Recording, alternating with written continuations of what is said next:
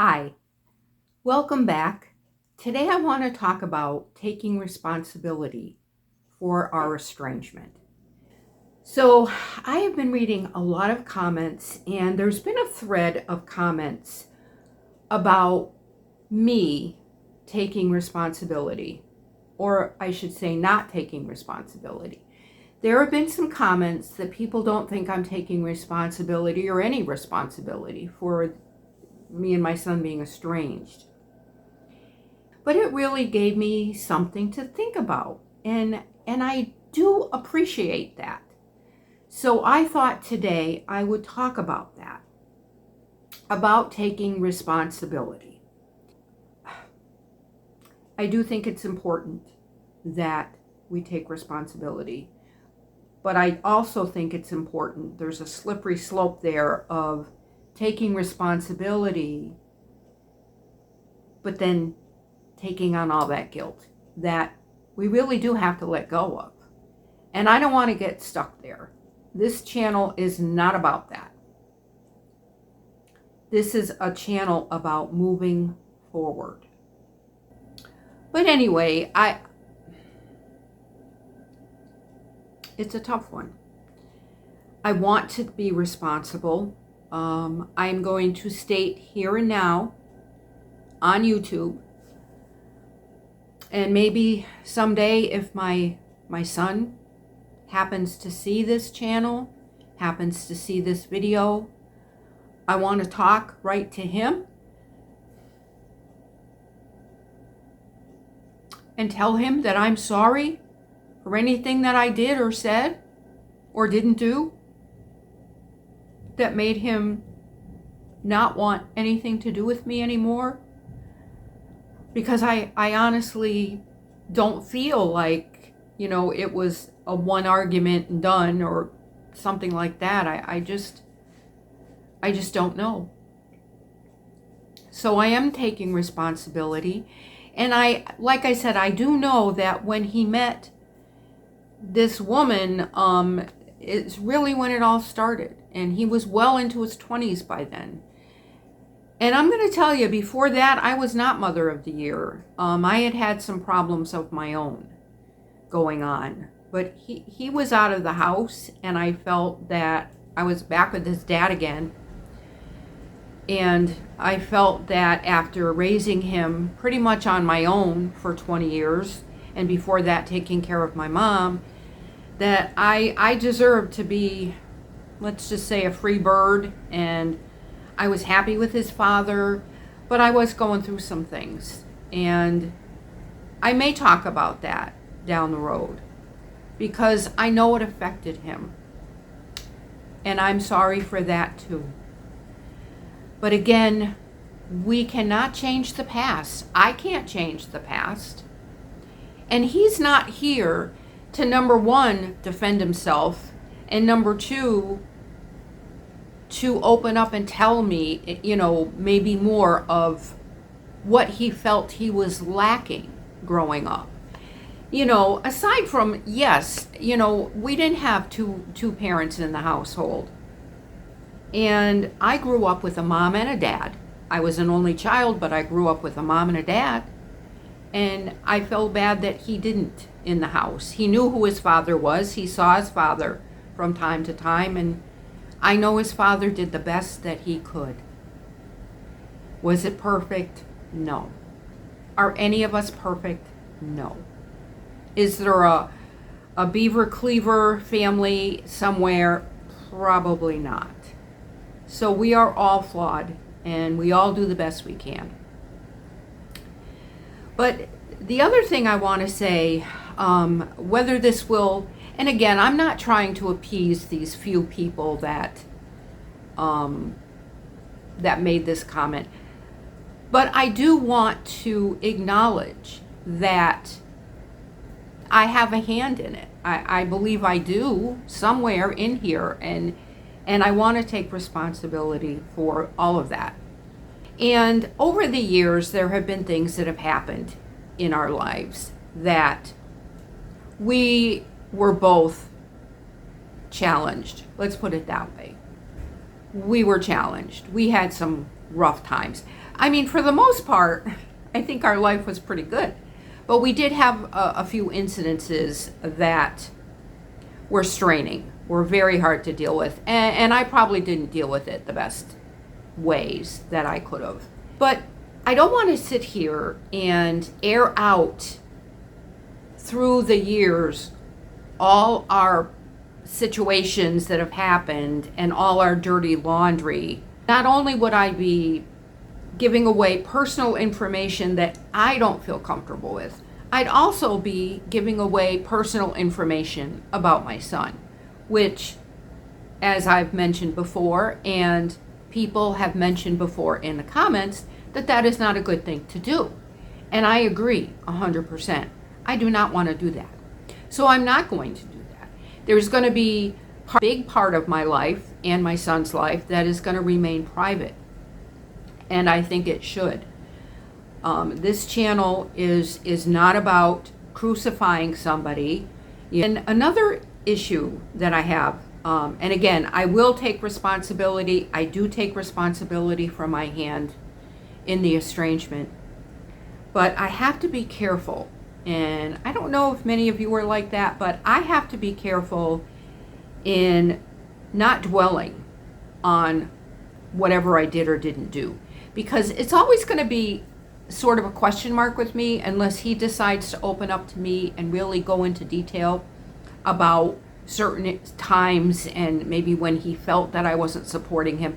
Only he knows that. I mean, I could guess, and I may be right, but there may be other times too that I just don't have any idea. Maybe I was at the beach during the summertime, and I've thought a lot about this recently because it was such good times. I used to go to the beach on vacation for a few days. I didn't go long, but you know, I'd meet friends up there, and my friend always brought her kids. But my son was older, and he had a summer job. And I used to say to him, you're welcome to come. You know, I've got, and we used to get rooms that had, you know, sometimes we'd all stay in one room and we'd get the pull-out bed and the futon and the big king bed. And there were so many beds in this one room that we got. I'll never forget. It was like a big circle. And there were just beds every which way. And we had a lot of fun doing that, you know. But so he knew every year I would say, you're so welcome, but he didn't want to come. He said, no, I got to work, and I'm like, okay. And I felt a little guilty about that. Although I do know a couple of times he had some parties at home, and I said, just make sure that, you know, the neighbors don't complain, because we did live in an apartment complex. And I said, please just, you know, be safe, and I don't want to come home to an absolute disaster. So I came home, you know, there'd be a few soda cans and empty pizza boxes, and it would just make me laugh, you know, because, you know, he had a good time too while I was away. And again, he was, I don't know, 18, 19, 17, 18, 19. I'm going to say in that age bracket, because when he was 20, he did move out of the house. So we didn't live together anymore. So, and that wasn't a big fight or anything either. He decided that's what he wanted to do. So, you know, I felt kind of bad, I will say, you know, but he was independent, and I was always proud of him for being an independent person, independent man. And he did that. He moved out, and he supported himself from then on. So where was I going with this? That I felt guilty that I went to the beach and had a ball for myself. Yeah, I did. But like I said, he was always welcome. But, you know, I always left food there at the house. But like I said, he was working, and he had a couple little parties. But I digress. But I was thinking about it being summertime. And I don't get to the beach much, even though I live in Florida. I don't really get to the beach anymore. And I do miss it. But anyways, so I do take responsibility for whatever my part in it is. And maybe someday he'll let me know more.